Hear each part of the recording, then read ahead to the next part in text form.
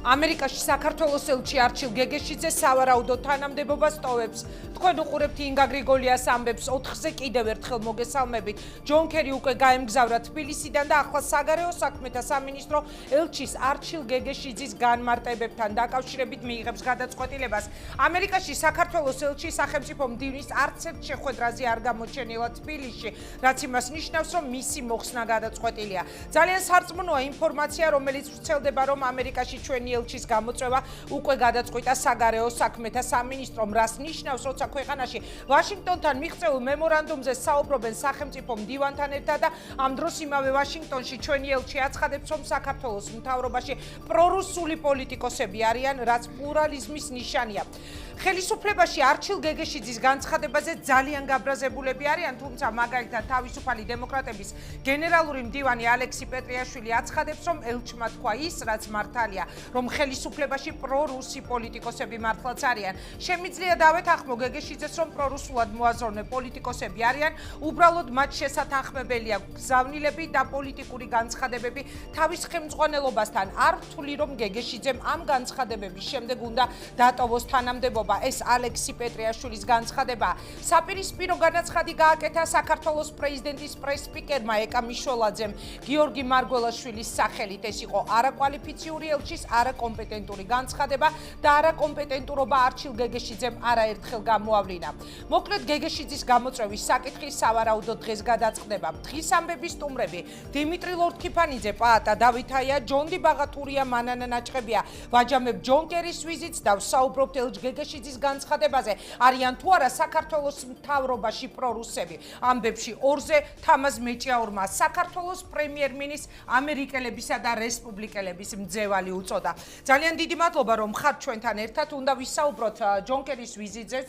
უნდა შევაფასოთ, რამდენად იყო ეს მნიშვნელოვანი ვიზიტი ჩვენი ქვეყნის განვითარებისთვის, ჩვენი ქვეყნის უსაფრთხოებისთვის და პლუს ჩვენ უნდა ვისაუბროთ ელჩის განცხადებაზე. ამის კვალდაკვალ მინდა დავიწყო ასეთი შეკითხვით. არიან თუ არა თქვენი აზრით საქართველოს ხელისუფლებაში პრორუსი პოლიტიკოსები? ქალბატონო მანანა, დავიწყოთ.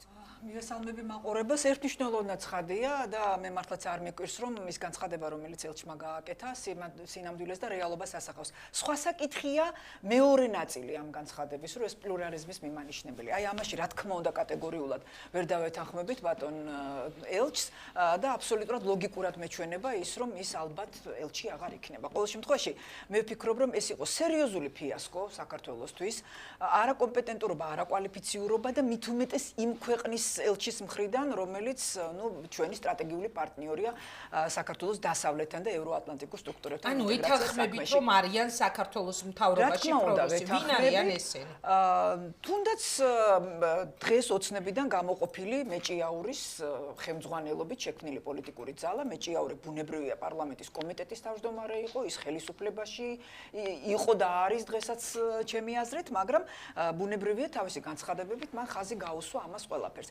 გარდა ამისა, მე ვფიქრობ, რომ თუ არ ჩავთვლით აშკარად თანმიმდევრულ კურსს, რომელიც გამოიკვეთა გიორგი კვირეკაშვილის პრემიერ-მინისტრობის დროს.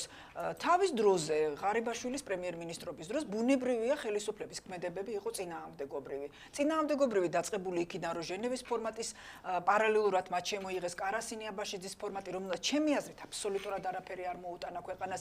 იყო განცხადებები, დავიწყოთ თავიდან ბიძინა ივანიშვილის განცხადებებიდან, როდესაც მან მოგვიწოდა და თქვა, რომ საქართველოს სომხეთის გზას უნდა დაადგეს, რომელიც ანუ ივანიშვილის პრორუსულ პოლიტიკას ატარებს. იცით რა არის, ყოველ შემთხვევაში მან თავიდან ისეთი განცხადებები გააკეთა, რომელმაც გასაქანი მისცა პრორუს პოლიტიკურ პარტიებს, პრორუს პოლიტიკურ ძალებს ქვეყანაში. და მე ეს შემთხვევითი არ მგონია ინგა. მე ასე მგონია, რომ გარკვეულწილად საქართველოში აი ამით იქმნება ფონი იმისთვის, რომ აი რა ვქნათ, საქართველოს მოსახლეობა ითხოვს, რომ ჩვენ ვიყოთ რუსეთის გავლენის სფეროში, რუსეთთან გქონდეს ესეთი ნორმალური ურთიერთობები, მე არ ვლაპარაკობ. ნორმალური ურთიერთობები ბუნებრივია ჩემთვისაც მისაღები. აქ საუბარია, რომ რუსეთის გავლენის ქვეშ უნდა მოექცეს საქართველო და არ უნდა ისწრაფოდეს ევროატლანტიკური სტრუქტურებისკენ, იმიტომ რომ საქართველო არ გახდეს წინააღმდეგობის თქვა. და ეს თქვა კიდევაც ივანიშვილმა თავიდან, რომ ჩვენ უნდა მივახციოთ, რომ საქართველოს ანუ მან გაუხსნა კარი ღიად საუბარს დღეს საბოლოოდ ეს ყველაფერი ლოგიკურად დაგვირგვინდა იმით, რომ ჩვენთან ღიად აგერ გორში იმართება ყრილობები, სადაც გამოდიან სტალინის დროშებით, პიონერები გამოდიან და ასე შემდეგ. არის თუ არა ხალხში თუნდაც რაღაც პროცენტში მაინც რუსული ნოსტალგია, ამაზე ჩვენ ვისაუბრებთ. ისე გამოგდით ახალ მემარჯვენეებს, ერთი ხელით ეფერებით თქვენს ყოფილ თანაგუნდელ პრემიერ-მინისტრ გიორგი კვირიკაშვილს და მეორე ხელით ებრძვით ბიძინა ივანიშვილს, რომელიც კვირიკაშვილის რეალური ლიდერია. არ ვეფერებ. არა, მე დავაკვირდი თქვენს განცხადებებს, ყოველთვის ხართ ძალიან კეთილგანწყობილი გიორგი კვირიკაშვილის მიმართ. ძველი მეგობრობის ბუნებრივიც არის, მაგრამ განსხვავებით ღარიბაშვილისგან, კვირიკაშვილის პროდასავლურობაში მე მგონი ეჭვი არავის ეპარება. არა მხოლოდ ახალ მემარჯვენეებს, არამედ ალბათ არავის. კარგი, დიდი მადლობა. რა სიტყვით თქვენ ბატონო ჯონდი, არიან თუ არა საქართველოს მთავრობაში პრორუსი პოლიტიკოსები? პირველ რიგში ინგა მინდა გითხრათ, რომ აი ყველაზე სამარცხინო და ყველაზე დიდი უბედურება ის არის და არის ერთგვარი მაჩვენებელი ინტელექტუალური და მორალური სიღატაკის ჩვენი პოლიტიკოსების, რომ მათ დასავლეთი წარმოდგენილი აქვს და საზოგადოებას თავაზობენ არა როგორც რაღაც პრაგმატულ გადაწყვეტილებას და პრაგმატულ არჩევანს, არამედ როგორც რელიგიას, რომელიც უნდა გწამდეს, გჯეროდეს, შეკითხვები არ უნდა ქონდეს, კრიტიკულად არ უნდა იყოს განწყობილი. თორე აუცილებლად პრორუსული ხარ. აი რელიგიის შემთხვევაში კი რელიგია უნდა გწამდეს, გჯეროდეს, მაგრამ მაპატიეთ, მაგრამ პროდასავლურობაში მე რაღაც მომგებიან უნდა იყოს ჩემთვის რაღაცებია რა და მე უნდა ვხედავდე, რომ ჩემი ქვეყანა პროდასავლური კურსის გატარების შემთხვევაში უფრო მეტ დივიდენდებს იღებს, უფრო კარგი ეკონომიკა აქვს, უფრო დაცულია და უსაფრთხოდ არის და ასე შემდეგ. 30 თქვენ როგორ ხედავთ? ინგა 30 წელია სამარცხინოდ ტერმინი გვაქვს, რომ ჩვენ ვაგაკუნეთ, ვაღრაჭუნეთ, თუ ფორთხავთ ნატოს კარზე და ნატო ყველა სამინისტრის მერე თავზე ხელს გადაგვისვენებს, როგორც ერთგულ გოშიას, რომელსაც კარგად გალოკა ფეხები და გვეუბნება, რომ თქვენ კარგი ბიჭები ხართ, უკვე პროგრესი გაქვთ და შემდგომში ჩვენ გავწერთ. და ამასობაში 70 წლის განმავლობაში, აი ნათქვამია, რომ ჭკვიანი ხვის შეცდომებზე სწავლობს, მაგრამ იდიოტმა თავის შეცდომებზე მაინც ხო უნდა ისწავლოს, ხვის შეცდომებზე ვერ ხარ. 30 წლის განმავლობაში დავიწყეთ, მეც ამ აზრზე ვიყავი 80-იან წლებში, მეც აქტიურად პროდასავლელი ვიყავი და მაშინ საბჭოთა კავშირის ვებრძოდი, თქო. მერე ჩვენ ვეღარ გავავლეს ზღვარი საბჭოთა კავშირის დაშლის მერე ინერციით გავაგრძელებთ ბრძოლა უკვე რუსეთის წინააღმდეგ და რუსეთი ძლიერი სახელმწიფოა. როცა ჩვენ რუსეთს ვეუბნებით, რომ ჩვენ საქართველოს უნდა გადავაქციოთ ნატოს პლაცდარმად, ნატოს წევრობა პლაცდარმობაა, ხო? ნატოს ბაზები უნდა განათავსო, სარაკეტო სისტემა უნდა განათავსო, ანტისარაკეტო სისტემა, ტანკი უნდა შემოყო. ეს რუსეთისთვის საფრთხეა. რუსეთს ასე მიაჩნია. ასევე მიაჩნია ნატოს, როცა რუსეთმა ახლოს თავისი საჯარო ნაწილები განათავსა ბალტიისპირეთის და პოლონეთის საზღვრებზე, რა? ნატომ ასე აღიქვა ზუსტად. ანუ იმიტომ რომ რუსეთისთვის, რომელმაც ჩვენი ტერიტორიების ოკუპირება მოახდინა და სულ ახლახანს ბოლო ომი ქონდა რუსეთთან, იმიტომ რომ რუსეთს არ ეწყინოს და რუსეთისთვის არის საფრთხე, ამიტომ ჩვენ უარი უნდა ვთქვა ჩვენს სწრაფვაზე. ბოდიში ინგა, აი დავა ჩაგეკითხები, ჩაგისო. რუსეთს არ ეწყინოს კი, იმისაც რომ რუსეთი კიდევ ერთხელ არ დაგვესხას თავს. განსხვავებას ხედავთ, ხომ უნდა გავიგოთ, ჩვენ რომ ეს დიდი სახელმწიფოა. თქვენ ჟურნალისტებს აბსოლუტურად გაქვთ ემოციების, სენტიმენტების, ასე ლაპარაკისა უფლება, მაგრამ პოლიტიკოს მით უმეტეს რომელიც მართავს ქვეყანას და პასუხისმგებლობა აქვს აღებული, ტვინის უნდა იყოს, მაპატიეთ ცოტა აგრესიულად გამოთქვა, მაგრამ მორალი და ზნეობაც უნდა იყოს, რომ მისი ენიტლიკინის გამო ჩვენ ტერიტორიებს არ კარგავთ. ენასატლიკინებენ ახლა ეს ადამიანები, რომლებიც ამბობენ, რომ ერთადერთი გზატებს მოგეცემა პასუხისგაცემის საშუალება. თქვენ თავზე მიიღეთ ეს? არანაირად, ესე იგი, კოლეგებს არ გულისხმობ. აბა ესენი ამბობენ, რომ ერთადერთი გზა არის დასავლეთი და ამიტომ გისვამთ ეს პირდაპირ. იცით რა, ძალიან კარგია, როცა ვიღაცა ამბობს, რომ დასავლეთთან ინტეგრაცია რაღაცა გზა არის და ჩვენ ვამბობთ, რომ რუსეთთან მოკავშირეობა ეს უკეთესია და როცა ამ თემაზე მიდის ხარისხიანი და საგნობრივი პოლემიკა. კარგით, მოდით აბა შევეცადოთ, რომ ხარისხიანი პოლემიკა გამომივიდეს და პაატა დავით აიასთან. დავასრულებ უბრალოდ წინადადებას. ხარისხიანი საგნობრივი იყოს, რაციონალური არჩევანი გავაკეთოთ და არა როგორც რელიგია. და მარტო იმის ხაბატყუპი რომ იცი რა კარგია დასავლეთი, მაგრამ კარგია და 200 სოფელი რომ დავკარგოთ 2008 წელს და ახალგორი რომ დავკარგოთ, კოდორი რომ დავკარგოთ, რომელიც 11 კილომეტრია ზუსტად სოხუმამდე.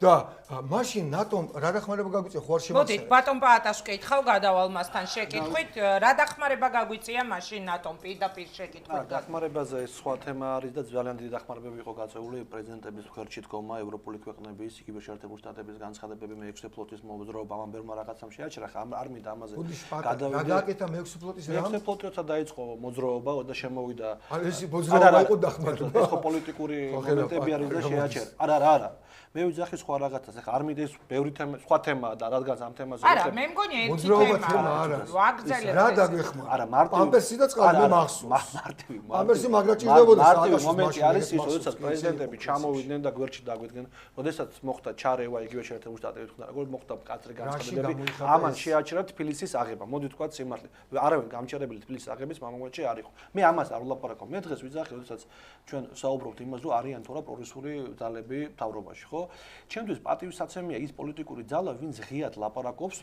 თქვათ რომ რუსეთში ხედავს გამოსავალს იმიტომ რომ მე მესმის ამ პოლიტიკური ძალის ეს მათი პოზიცია არის არც უნდა ვიკამათოთ იმიტომ არ მალავენ და ღიად ეხა ეს ამომრჩევლმა უნდა გადაწყვიტოს ასეა თუ ასე სხვანაირადაა ხო მაგრამ ჩემთვის გაურკვეველია როდესაც არ ხარ ხელისუფლების წარმომადგენელი იძახი რომ მიდიხარ პროდასალურობის გზაზე და ყველაფერს აკეთებ იმისათვის რომ არ მოხდე იქ ესე იგი შენ თვითონ ქმნი იმ ბარიერებს ჩვენ ვიზა ლიბერალიზაციას მივიღებდით 15-ში ეხლა რატო არ მივიღებთ იცით მე ვიცოდი მარტის თვეში რატო მარტის თვეში ვიცოდი როგორც ევროპის საბჭოს საპარლამენტო ასამბლეის პოლიტიკურმა მრჩეველმა რომ მარტის თვეში ეს თემა გაჩერებული იყო რატო არ გავაკეთე სპეციალური განცხადება იმის გამო რომ არ ვამნო სახელმწიფოს და მე არ თქვა რომ ვიღაცას უნდა გაგვიქ მარტივი მიზეზის გამო ორი თემა იყო პირველი 2014 წლის ეხლა არის თქვა პროცედურები რაც ჩვენ გავიარეთ და ყველაფერი კარგად გაიარა ხელისუფლებამ და მეორე პროცედურები პოლიტიკური საკითხი 2014 წლის ევროპის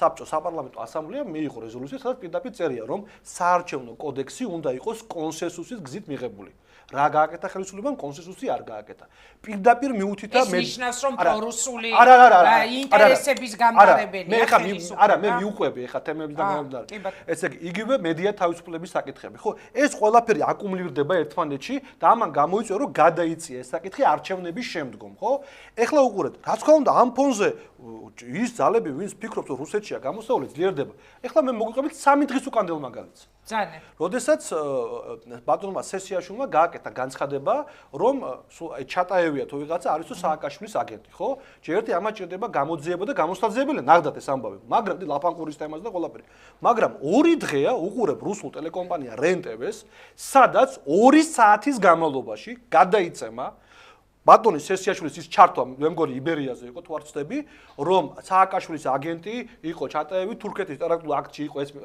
კაცი ჩართული და მთელი გადაცემები ყოველ 2 საათში ტრიალებს ეხლა მე ვსვამ კითხვას დაზვერვის შეფი შეერთებული შტატების გამოვიდა და თქვა რომ ეს ადამიანი არ არის ჩართული ტერაქტებში მნიშვნელობა არ აქვს ჩართულის რო იყოს მეორე თემა თუ ეს კაცი აგენტი იყო და ნომრიანი აგენტი იყო და საქართველოს მოქალაქე იყო რატო გაუშვეს ეს კაცი ციხიდან ეს ხო ახალმა ხელისუფლებამ გაუჩვა ანუ მისცა თემა სალაპარაკოთ რუსეთის მთელ NTV-ს და RENTV-ს დავდაცვის უშიშროების მოდი დავარქოთ ყველაფერს ეხლა ეს უსუსურობაა თუ ამბობთ რომ სესიაშვილი ატარებს პრორუსული ინტერესს მე არ ვიძახი ატარებს მე ვლაპარაკობ რომ მისი განცხადება გამოიწვია ის რომ მთელი 2 დღიანი კომპანია მის რუსულ ტელეკომპანიას შეგიძლიათ ჩართოთ და გადაახვიდოთ ნახოთ ეს არის პრობლემა ხვდებით და როდესაც ელჩი აკეთებს განცხადებას და ჩვენ ვსაუბრობთ ელჩთან დაკავშირებით ხო ეხლა წარმოგიდგენთ ყოველ დღე ხო ყველა მიცით კულუარული ლაპარაკი როგორ მის აგერ დიმაც არაერთხელ იყო შეერთებულ შტატებში მეც ნუ ჯონ ყველა ვინც აგვზივართ ხო არის ერთი რაც მედიან განცხადებები კეთდება და მეორე სახელმწიფო დეპარტამენტში როდესაც ღიად მიდის კამერების და იმის გარეშე საუბარი როდესაც ელჩი ყოველდღე უნებიან რომ განცხადებაზე პრობლემებია მედიაში პრობლემებია საარჩევნო კოდექსში გააკეთა ამ კაცმა რაღაც განცხადება ეთყობა ამის შემდეგ რაღაც მოხდა მას და აბსურდულ განცხადებებში გადავიდა ხო რაღაც წარბები გიორგევსკის ტრაქტატი და ეგეთი რაღაცები და ყველაზე მთავარი რა არის იცით ელჩი იბარებს ის მინისტრის მოადგილე, რომელმაც გააკეთა განცხადება, რომ პრორუსული ძალებია ქართულ ოცნებაში, გადადგა. მერე დაბრუნდა ისევ ამ თავდებას და დღეს უკვე რას აკეთებს ელჩი რა განცხადებს სასაცილოა ეს ყველა. ეს ძალიან საინტერესოა. ეს სასაცილოა.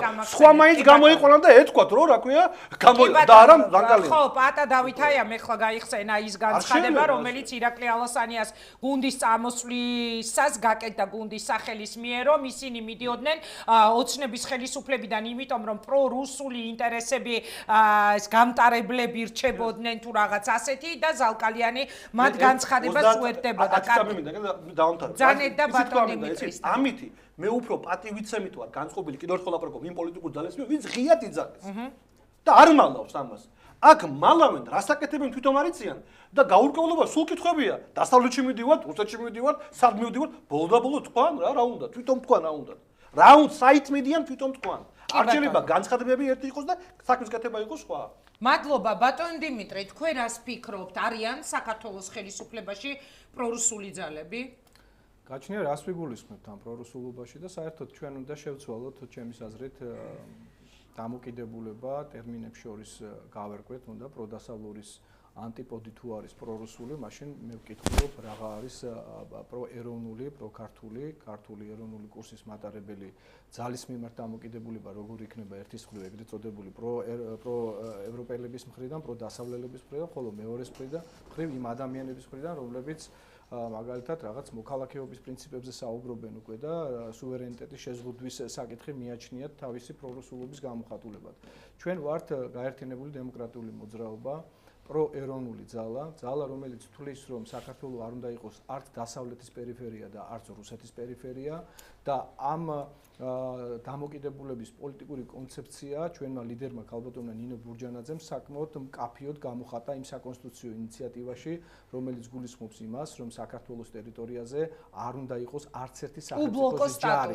ეს არის უბლოკო სტატუსი, დიახ, პოლიტიკური ნეიტრალიტეტის წინაპირობა, რომელმაც უნდა უზრუნველყოს საქართველოსთვის გრძელვადიან პერიოდში განვითარება, როგორც პოლიტიკური, ისე სოციალური და ასევე ეკონომიკური აღმავლობა. და ჩვენ მიგვაჩნია, რომ როდესაც ჩვენ ამ წინადადებას წარმოვადგენთ პრეზენტაციის დონეზე და კიდევ უფრო განვმარტავთ პუნქტების დონეზე, თუ რა გარანტიებს ვდებთ იმისთვის, რომ არავის აღარ დარჩეს სასპეკულაციოდ საკითხი და არ მოგვაწეპონ რაღაც იარლიკები, რომელსაც გვაწეპებენ, რომ ჩვენ ვართ თვითონ პრორუსულები. მაშინ კიდევ ერთხელ დავსვავთ, დღესაც ვსვავ და მომავალშიც დავსვავ, როდესაც ეს პრეზენტაცია შედგება, რაღა მაშინ პროეროვნული კურსი, როდესაც შენ ცდილობ, რომ შენი ქვეყნის ტერიტორიული მთლიანობის პოლიტიკური ფასი განსაზღვრო მათ შორის ოკუპანტთან პირდაპირი პოლიტიკური დიალოგის ფარგლებში.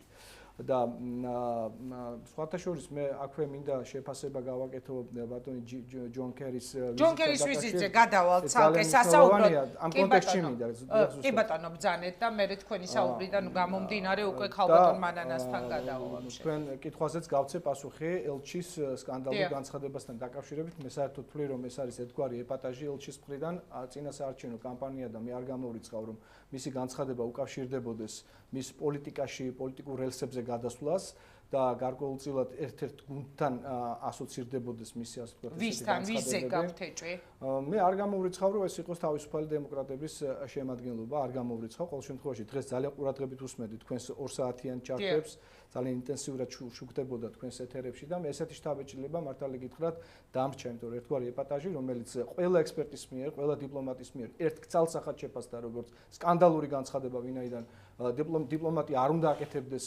პოლიტიკურ განცხადებებს და მით უმეტეს არ უნდა აზიანებდეს ის საკუთარ ხელისუფლებას და არ უნდა ქმნიდეს ქაოსს და სუმბურს რაც შეიქმნა კიდეც და ეხლა მის მაგევრად სხვას უწევს ასე ვთქვათ გამამართლებელი და განმარტებითი განცხადებების კეთება და ეს რა თქმა უნდა ცალსახად ნეგატიურად უნდა ფასდებოდეს ეს კიდევ ერთხელ მიუთითებს თუ რა მდგომარეობაა ქართულ ოცნებაში შეგნით სადაც ვერ გარკვეულან დიპლომატმა პოლიტიკური განცხადებები უნდა აკეთოს თუ პოლიტიკოსი არ უნდა შემოიფარგლებოდეს ყველაზე უცნაური ის არის რომ იყო მცდელობა ოცნების ლიდერების მხრიდან რომ ვექტორები წაეღოთ ბრალდების ვექტორები მედიისკენ ამ დროს კიდევ ერთხელ უნდა განმარტო ნეტგაზეთი არის ამ ქვეყანაში ერთ-ერთი ყველაზე სანდო მედია საშუალება რომელთანაც ქონდა გეგეშიძეს ინტერვიუ და რაც ყველაზე მთავარია რაც ძალიან საწყენია და არ შემიძლია რომ თქვენს გენერალურ კითხვამდე არ გავცე არ გამოვხატო ჩემი ძალიან სერიოზული აღშფოთება იმასთან დაკავშირებით რომ ისეთი პოლიტიკური კვალიფიციური სუბიექტისთვის როგორც დემოკრატიული მოძრაობა რომელსაც მართალია პარლამენტში არ ყავს წარმომადგენლობა მაგრამ მან პირველივე არჩევნებში შექმნისთანავე მონაწილეობა მიიღო თვითმმართველობის არჩევნებში ყავს 158 დეპუტატი ნუ თუ არ უნდა ყოფილიყო ღირსი იმისა რომ ჯონ კერის ისე როგორც მის წინამორბედებს თავის დროზე ქალბატონ ჰილარი კლინტონს ბატონ ჯონ ბაიდენს, რომელსაც ჰქონდა არასაპარლამენტო პალატას და კალტონი არასაპარლამენტო ეს წესი იყო, ეს იყო პრაქტიკა, ეს იყო სრულიად ნორმა. რას ნიშნავდა მასთან თავისუფალი დემოკრატების და მან არის სურვა შეხვედრა. რას ნიშნავდა? როგორ მიიღეს? საკუთარ ბიჭებს, ასე ვთქვათ, დარიგებები მისცა ძალიან როგორი თემაა ეთი? ამერიკული ვესტერნიზირებული სლენგით რო გამოყვება. იმას დავეთანხმო, იმიტომ რომ მეც გამიკვირდა სიმართლე რო გითხრათ, როდესაც ბატონი კერი ჩამოვიდა, თემა როგორია, იცით, საპარლამენტო ოპოზიცია იქ არის კიდევ ეროვნული ფორუმიც. მოდი ვთქვათ, ეხლა ნუ კოალიციაში შემოვალი სუბიექტები იყვნენ და შეიძლება გავიგოთ. შეგიძლიათ აიღოთ ვიზიტი, ყველა ვიზიტები 2012 წლის იგივე ჰილარი კლინტონის იყო ყოველთვის არასაპარლამენტო ოპოზიციის ფორმატი, საპარლამენტო ოპოზიციის ფორმატი. მნიშვნელობა არ აქვს პოზიციას. პროდასტალურია თუ პოლიტიკა არ აქვს მნიშვნელობა. ეს ყოველთვის იყო. დღეს ამ ვიზიტში ეს არ იყო. ხელის ბიჭებიო თქვენ რომ ბძანეთ და ქალბატონ მანანასთან მინდა გადმოვიდე, ანუ ოცნება ნაციონალები და თავისუფალი დემოკრატები არიან და ის ცალკე განხილვის საგანია რომ გიგა ბოკერიასთან ერთად ჩემის აზრით თავისუფალი დემოკრატები იმ მომენტში არ უნდა მჯდარიყვნენ მით უმეტეს სულხან მოლაშვილის გასვენების მეორე დღეს. შეიძლებოდა მიუხედავად პროტოკოლის მიერ წინასწარ დადგენილი ნორმებისა, შეიძლებოდა ამასთან დაკავშირებით განმარტებები. კარგი. სხვათა შორის დიმიტრი ლორდ-ქიფანიძე იყო ერთ-ერთი რესპონდენტი, რომელმაც ჩემთან გადაცემაში თქვა, რომ აი არჩევნების შემდგომი ეტაპისთვის არის დაგეგმილი ამერიკელების მხრიდან ერთგვარი რევოლუციური სცენარი, რომლის მონაწილე სუბიექტები იქნებიან ნაციონალები, თავისუფალი დემოკრატები და პაატა ბურჭულაძე დაასახელეთ მაშინ მე მგონი. ეხლა ამბობს, რომ ხელის ბიჭებთან ქონდა ჯონ კერის შეხვედრა. თავის ბიჭებთან. თავის ბიჭებთან. კი ბატონო, თავის მე უფრო ბიჭებთან. პოლიტიკურ ტერმინს შეგაშვილებთ პოლიტიკურ ტერმინს ვინ შეურაცხყოფათ არ მიიღოს მარიონეტები. არსებობს მარიონეტული ხელისუფლებები, ანუ სატელიტები, რომლებიც ემსახურებიან იმ ქვეყნის ინტერესებს, ვისი მარიონეტების ისინი არიან. ამიტომ ჩვენი მთავრობები ყველა სააკაშვილის, ჯერ შეევარდნეთ სააკაშვილს, ახლა ივანიშვილის არიან შეერთებული შტატების მარიონეტები. აი ამას ქვია ჩვენთან პროდასავლურობა და თუ მარიონეტი და არ ხოხავ ვიღაცა და არ ფორთხავ ვიღაცის მუხლებს და მაშინ პრორუსი და აიკრემლის აგენტი და ასე შემდეგ. კერიმ ვერ ჩააბარა ორი ტესტი. პირველი ტესტი ეს იყო არასაპარლამენტო ორგანიზაციებთან შეხვედრა და მეორე ტესტი ეს იყო საარჩევნო გარემოსთან დაკავშირებული განცხადება. ამას გავშლით ჩვენ მანამდე მინდა მანანა ნაჭყებიასთან გადავიდე შეკითხვით. ქალბატონო მანა, ანუ ხოხვას ნიშნავს პროდასავლურობა. თქვენ კვეთრად გამოხატული პროდასავლური პარტია იყავით დღიდან შექმნისა. რას უპასუხებდით ახლა ბატონ ჯორჯი? ყველა კი ხოხვა.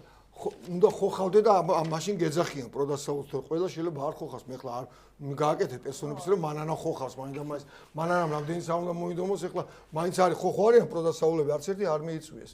იქ ახლა სააკაშვილი ნაციონალები და თავისუფალი დემოკრატები პროდასავლური პარტიების აზრს მაინც გადასცემდნენ და თავარი აქ იყო და არატოლერანტობის მაჩვენებელი იყო ჩვენ არ შეხვდა ჯონ კერი. იმიტომ რომ აი მაგალითად რო შეხვედროდა ნინო ბურჯანაძეს მაინც რომელიც თავარი ოპოზიციური ლიდერია, ჩვენ ეს პროტესტი არ გვექნა, რომ განსხვავებულ აზრს მოისმენდა, ხო? გავიგეთ. მოდით მოусმინოთ ქალბატონ მანას. პირველ რიგში აქ საუბარი იყო იმაზე, რომ ამ თემებზე კონსტრუქციულად უნდა ვისაუბროთ და მე მგონი კონსტრუქტივიზმი პირველ რიგში ნიშნავს იმას, რომ ოპონენტს არ უნდა უძახო იდიოტი, არ უნდა უძახო ამორალური. ჯონდი გინდა არ გინდათ, ასე გამოგივიდათ, რომ იდიოტების გარდა ხო, არ ვიცი ხა, ყოველ შემთხვევაში შემდეგში გთხოვთ, რომ ასეთი კონტექსტით არის საუბრობთ. ეხლა საუბარი იყო არ გაიგოთ რომ თქვენ შეურაცხყოფთ პატივისცემით თუ არ გულისხმიათ ძალიან კარგი თუ იგულისხმეთ ნუ ეს თქვენს ასე ვთქვათ პოლიტიკურ კულტურაზე მეტყველებს და მე არანაირად არ მაყენებ შეურაცხყოფას. რაც შეეხება პროამერიკელობას, პროდასავლელობას, მე ძალიან ბევრი პოლიტიკური ძალისგან გამიგონია ეს რომ ჩვენ ვართ პროქართულები, პროევროპული. აი ვინმე მითხრა საქართველოში რომელი პოლიტიკური ძალა არ არის ეროვნული. არა ვართ ეროვნული, პირდაპირ შემიძლია გითხრათ. ეროვნული ძალაა ყველა პოლიტიკური ძალა საქართველოში, რომელიც ცდილობს, მე რა თქმა უნდა, ხა გიორგაძის პარტიებს და ხაჩიშვილის პარტიებს ეროვნულ ძალას ვერ დავარქმევ, მაგრამ პროდასავლურიც თქვენიც მიმაჩნია, რა თქმა უნდა, ნინო ბურჯანაძის პარტია ეროვნულ ძალად, უბრალოდ ჩვენ ხედვები გვაქვს განსხვავებული დასავლეთთან მიმართებაში. ამიტომ არ გვინდა ეს რაღაცა აბსტრაქტული გამონათქვამები. ძალიან ეროვნულ ძალად მიმაჩნია ახალი მემარჯვენეებიც, ფორუმიც და ევროპელი დემოკრატებიც და ასე შემდეგ და ასე შემდეგ. რაც ეხება ფორთხვას. იცით რა არის? მე აი ასე მინდა წავიყვანო საუბარი.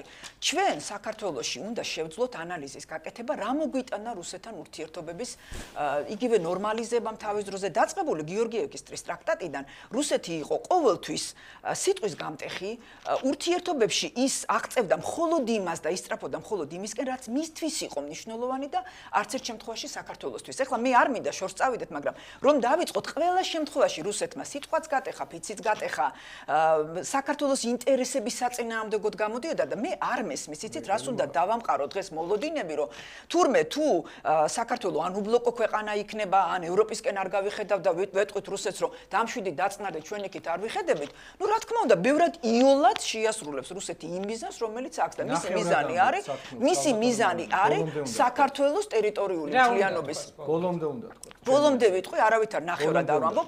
ამოსავალი რუსეთი არასანდო პარტნიორი იყო მთელი საუკუნეების განმავლობაში და მოხდა სამჯერ დესუვერენიზაციის მცდელობა საქართველოსი და გვაქვს პრობლემები დღესაც და დღესაც 20% ჩვენი ქვეყნის არის ოკუპირებული, ეს ფაქტია და ამ ფაქტს ჩვენ ცნობად ვღებულობთ ყველა. მაგრამ თქვენ როგორც პოლიტიკოსი, მე როგორც პოლიტიკოსი, ბატონი პაატა, ბატონი ჯონდი, ალბათ ჩვენი პირდაპირი ვალდებულებაა შევქმნათ ახალი შესაძლებლობები უარესიდან უკეთესობისკენ.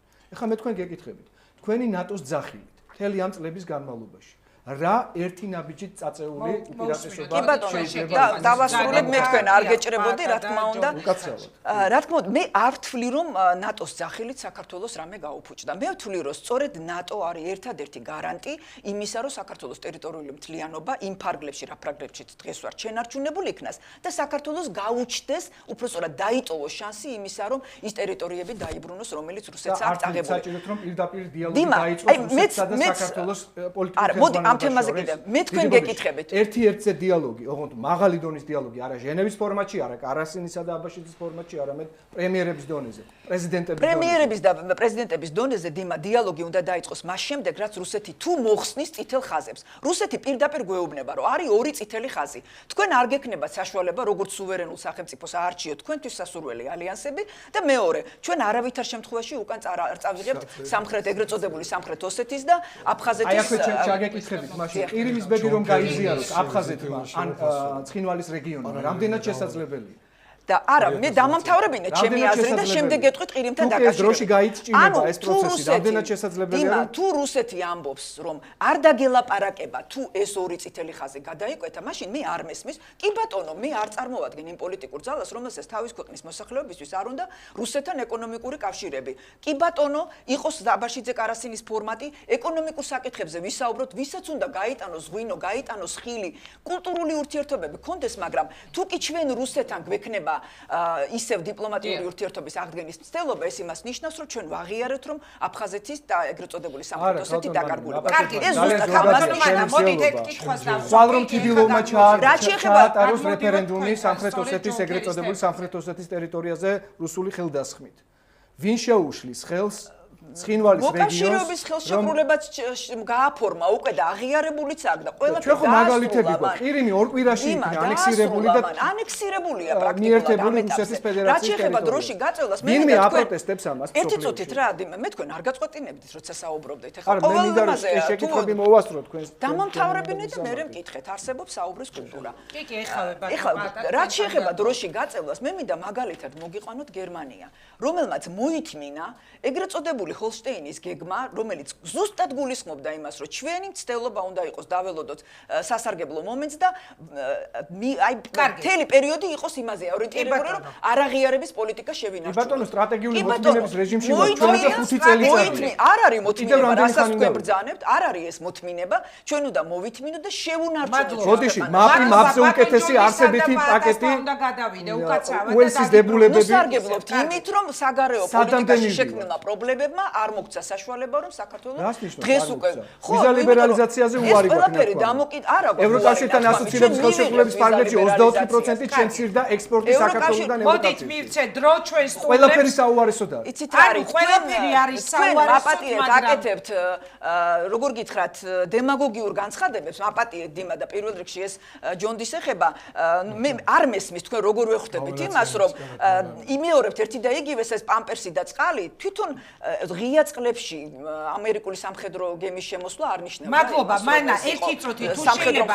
აი გაგრძელება მინდა ზუსტად ამ კითხვის. პამპერსისა და წყლის მიღმა გუშინ ჯონ კერიმ ხელი მოაწერა ამერიკის სახელით საქართველოსთან ძალიან სერიოზული მემორანდუმი გაფორმდა, ეს არის თავდაცვის მემორანდუმი და თავდაცვის იარაღის შესყიდვის შესახებ. ანუ თქვენ ფიქრობთ, რომ ეს არაფერს არ ნიშნავს? მე ვფიქრობ, რომ ახალ პროვოკაციას ამზადებს ქვეყანაში პროდასავლური ძალები და მათ შორის ხელისუფლებაც. 2008 წელს ჩამოგზანდა როცა 5 იანვრის საპრეზიდენტო არჩევნების სააკაშვილმა გააყალბა, ზუსტად 10 ივლისს ჩამოგზანდა კონდოლიზა რაისი, მაშინდელი სახელმწიფო მდივანი 2008 წლის 10 ივლისს და გააკეთა სიტყვასიტყვით ციტირებ ასეთი განცხადება, რომ ამერიკა იბრძოლებს ყველგან, სადაც საქართველოს იბრძოლებს. ეხლა ითქვა ჩვენ ვართ თქვენს გვერდით ციდან, ხმელეთიდან და ზღვიდან, ეს იყო ჯონ კერის. კი, აი პარალელები ხო შეხედა, აი ეს პარალელები მინდა ზუსტად იგივე თქვა ეხლა კერიმაც. 21 დღეს დუჟმორეული სააკაშვილი შეიჭრა ცხინვალში და სამაჩაბლოში და ამას მოყვა 200 სოფლის კოდორის და ახალგორის სააკაშვილმა დაიწყო ომი ამას. მოდი დავასრულო აზრი დავასრულო. არა, დავაკონკრეტოთ და გაცვეთილი. არა, რატო არის გაცვეთილი? მაინტერესებს. ომი ვინც დაიწყო ჩვენ შეგვიძლია ამ ომის თავიდან აცილება. მე ვიცი ძალიან კარგად ომი ვინც დაიწყო ფეხებით არის დასაკიდებელი, მაგრამ ამაზე ხმამაღლა ლაპარაკი არ არის სასარგებლო და ამეთ ნუსპეკულიანტოს ნურავინ. გამიგეთ? გავაგზავნოთ საუბარი. ვინ დაიწყო მითხარი და ინგა გავაგზავნოთ საუბარი, მე ხო აგიხსენებდი რომ ვინ დაიწყო? პრინციპულია ჯონდი, ვინ დაიწყო? პრინციპულია. არ არის სასარგებლო. აგერ არის ორი კომისიის წევრი, ესენი გაგცემენ პასუხს. ორთავე საგამოძიებო კომისიაში იყვნენ ესენი. ანუ ზუსტად როგორც კი კონდოლიზა რაისმა ეს გადაცხადება გააკეთა 21 დღეს შეიწვა და 2 დღეში მიშა რომელიც ოროში იყო და საერთო მთავრობა რომელიც ოროში იყო ჩამძვრალი არავინ არ იცის წითელ ხის დღე იზრეს სამარცხინო რიგი და ვინ მაცივარს მიათრევდა და ვინ ტელევიზორს მიათრევდა კაცმა არ იცის ვინ იდგა ამ რიგში იცით მე რამ ჭირს ვაკეთებ ხოლმე ამ თემაზე განცხადებას და ვერავის გვარს ვერ მისახელებ იგა ეხლა აგერ ისის პატარა უმაც აზრის ნუმაწყვეტინებ დაახლოებით ცოცხალი ეთერია მიჩნდება კითხვა. არა მესმის, მაგრამ მოვინიშნე, რომ მე თავარი აზრის მინდა შემოგთავაზო ამ გადაცემისთვის, იმიტომ ექსკლუზიურად გეუბნებით. ამ თემაზე ამ კვირის განმავლობაში და მომავალი ხნის განმავლობაში პერიოდში გაიშლება პოლემიკა. ზუსტად იგივე განცხადება გააკეთა ახლა კერი. რომ ასე იგი ამერიკა იქნება ჰაერში მიწაზე ზღვაში ყველგან და ვიბრძოლოთ თქვენთვის. მე გეუბნები დიდი ხანია ხიდაშელის მოქმედებებს ვატყობ, რომ ემზადებიან უბრალოდ უნდა ჩვენს ეგრეთ წოდებულ პროდასავლურ პარტნიორებს რაღაცა პროვოკაციაზე გვიბიზგონ. იმიტომ რომ უკრაინაში კონფლიქტმა თავისი ენერგია დაკარგა. ის აღარ ვარგა სარჩულად და საბაბად რუსეთის წინააღმდეგ ევროპის განწყობ. ეხლა რუსეთის წინააღმდეგ პროვოკაცია საქართველოში რაღაც ახალი პროვოკაცია იგეგმება, მე ეს განცდა მაქვს. ამაში მიიღებს თუ არა მონაწილეობას იმანიშვილი მე ვერ გეტყვით ის საკმაოდ მიუხედავად იმისა რომ კრიტიკულად განწყობილი ჭკვიანი კაცია და ეჭვი მაქვს თუ არ მიიღებს და აი დიმამ რაც ილაპარაკა შესაძლოა ეს გეგმა ეგეთი მაიდანიზაციის საქართველოსი დადგეს შემდგომში უფრო აქტუალური გახდეს და მერტკიცებულებასაც მოვიდა. თუ აკეთებ რეკლამის შემდეგ რეკლამამდე ბატონ და ერთი რამს ვამთავრებ უბრალოდ რა ჯონ კერის თავისი ჩამოსვლის ფორმატში შეეძლო ჩვენგან მოესმინა განსხვავებული აზრი. თუმცა ამ განსხვავებული აზრის მოსმენა უბრალოდ არის უკეთ. კარგი. ძალიან სერიოზული რაღაცა ეხლა თქვენ რა სიტყვით ბატონო პატა. მიხარია რომ და ამ პროვოკაციაში მარტო ხელისუფლება კი არ იქნება ჩართული, აი ეგრეთ წოდებული ორი ოპოზიციური პარტია, აი ეს პარტიები შეაგროვეს მიხარია დიმაც აკლოზის, იმიტომ რომ თუ რაღაც არასწორი თქვი შემისწორებს, იმიტომ რომ ჩვენ ორი კომისიის წევრი ვიყავით, ძალიან მარტივად და მოკლედ რომ დავამთავროთ, რაც შეეხება ომის თემას, ძალიან კარგადაც დავდებით დასკვნები და ვერავინ არც ახალმა ხელისუფლებამ, არც ვიღაცა სხვამ ეჭვიც ვერ შეიტანა, რაც შეეხება ხააგის გამოძიებას, პირდაპირ მინდა გითხრათ, რომ კომისიის დახმაში პირდაპირ წერია ჩვენი მოთხოვნა იყო გადაცემული, რომ დაწყებულიყო გამოძიება, სამწუხაროდ ამას არავინ არ კითხულობს, ეს ეხებოდა მხოლოდ ადამიანის წინამორბედო დანაშაულს და სხვა მომენტებს, რაც პროკურორმაც დაადასტურა, არა ომის დაწყება და დამთავრებას, არამედ კონკრეტულ დანაშაულებს. ეს მოკლედ რომ დავამთავროთ თემა. რაც შეეხება სხვა მიმართულებებს, რაზეც საუბარი არის, რაც პროვოკაციის მცდელობა და არა, მე სხვა რაღაცაზე მინდა ვთქვა, რომ პროვოკაციის მცდელობა ამ რეგიონში ყოველთვის იქნება. ეს არის ისეთი რეგიონი ყველას მხრიდან, სეპარატისტების მხრიდან დაწყებული, რუსები დამთავრებული და ყველას მხრიდან. ჩვენ აქ ძალიან ჩვენ არ დგას ეს ამერიკის ჯარი შეიძლება რომ დადგეს, იმათგან არ ვიცი ჯონი, მე ვლაპარაკობ ვინც აქ დგას. არა, მე დღეს ვიძახი ერთ რაღაცას. ჩვენ გავდა ჯონი, მე ხო არ ვეჭრებოდი, იმიტომ რომ მესმის, იმიტომ რომ ჩვენ დიდი ხანი ერთმანეთთან ვარ და პატივსაც ვცემდა. არა, მე ჩვენი მნიშვნელობა რა, იცით, განსხვავებული პოზიციები და არის ვაყალებთ. ეხლა საუბრობ რაზე, იცით, რომ რეალურად როცა საუბრობთ რუსეთთან მიმართება, ჩვენ ყავდა რუსი მინისტრები აქ.